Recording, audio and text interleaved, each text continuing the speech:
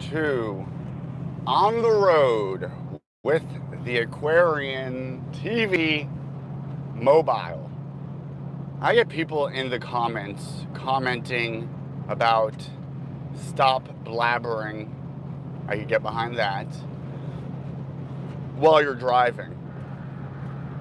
Really grow up and alpha up. You could drive and talk at the same time.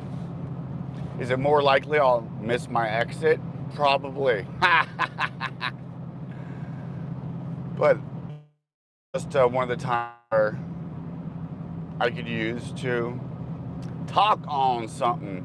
Today we're gonna talk on the summer solstice, which is coming into our awareness more for our planet Earth and its relationship to the sun is of note. More so to our ancestors who were more closely attached to the fact that they are nature themselves. We talk about nature as this separate entity, which is perhaps a result of our Judeo-Christian upbringing, to think of the world, Earth, as cursed, as fallen, and closely related to that, the feminine, the divine feminine. Now, there's also a critique of the New Age movement, which is it being really sissy. Uplifting the divine feminine, Lord knows we need to do that at the expense of the divine masculine. Now, each and every one of us, no matter what sex encapsulates this dichotomy. It's held, that dichotomy, by the third sign of the zodiac, the Gemini twins, who bring us through the archway into the victory as we get crowned by the sun at the summer solstice, the body in which we find ourselves. The cosmic Christ, Adam Kadmon. The God that is both male and female, that we exist in and have our being, and which is a fractal reflection of us.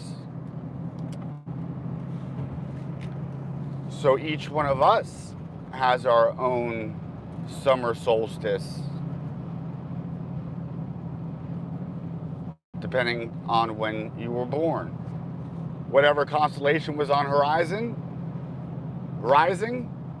there is your spring equinox. Your head. The head of the body that we're in, its spring equinox is Aries, the ram. Alexander the Great had an Aries ram horns on his helmet.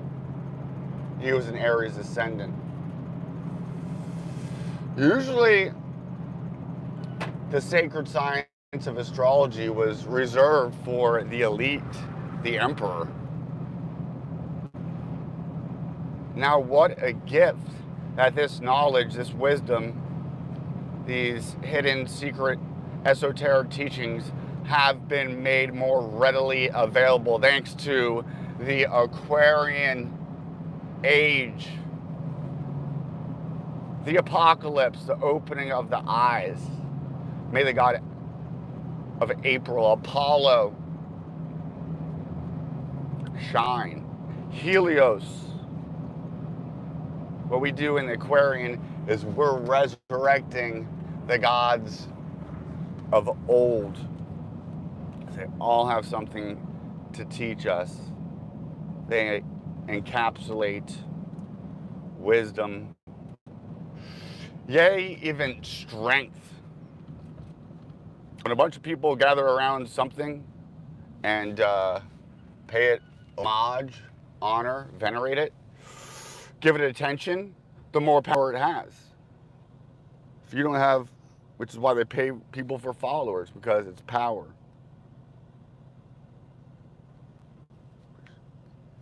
Now, the sun, at its very height of the whole year, which is why we have it as the longest day, where light is at its most overarching victory, if you will, over the dark.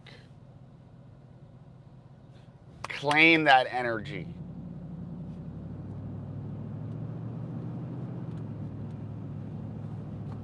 The archway, which is in the very glyph of the twins of Gemini, the archway of Mercury, is the messenger who brings us to the sun marrying the moon.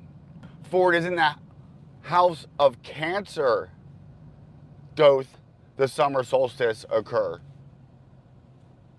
Before the crab, or in conjunction with the crab, in Egypt we have the sacred scarab representing the summer solstice and the sign of the crab of Cancer.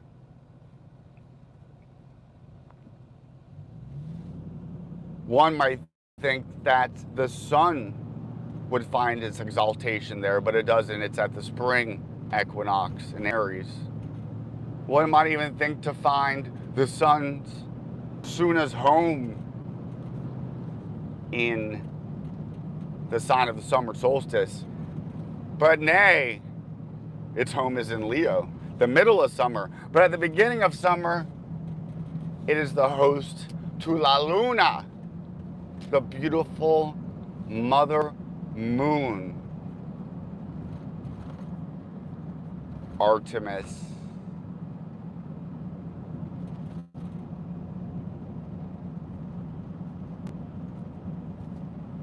This, my friends, is alluding to the very top of the pyramids of Egypt, covered in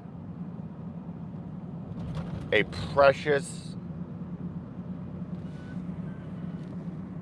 crystal metal that is a combination of gold for the sun and silver for the moon. The feminine silver of the moon coming together with the masculine gold of the sun. The name of that mineral escapes me at the moment, but it's a good name.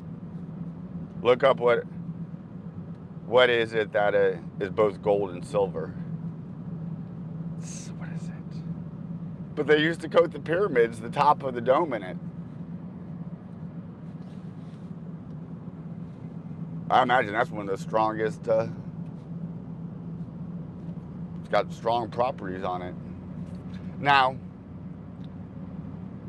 in our own life, because we like to make these things practical, this isn't just philosophizing. How do we apply this?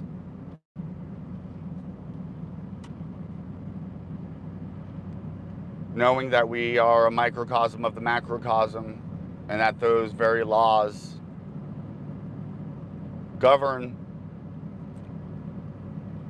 us as it does the greater capital us.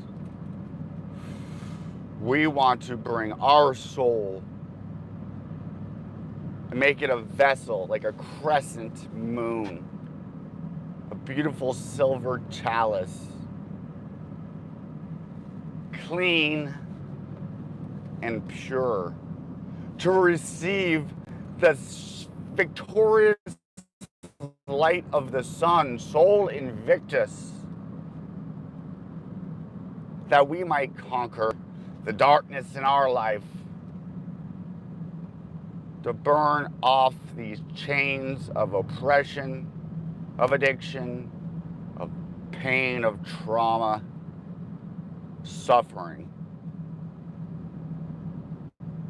And through the very sacred fire of the life-giving sun, who doth illuminates the earth, may it liberate us through illuminating our consciousness, giving us a firm resolve in our own lives to conquer, to be victorious, to be wise, to be whole, to be healthy. And that is my spiel. Hello, Marat. I hope you enjoyed my summer solstice reflection. I am hosting with a tarot reader with a young lady doing a presentation on alchemy, especially highlighting what I believe is called Azeroth. Somebody who may bring a sound bowl. We have yogis gathering. We are doing conscious community. We are combating isolationism. We are promoting healthy community, sacred, creating and nurturing. What a time to be alive. To take our imagination, our creativity, our ingenuity, to express ourselves in their highest state of beauty, truth, and grace and honor.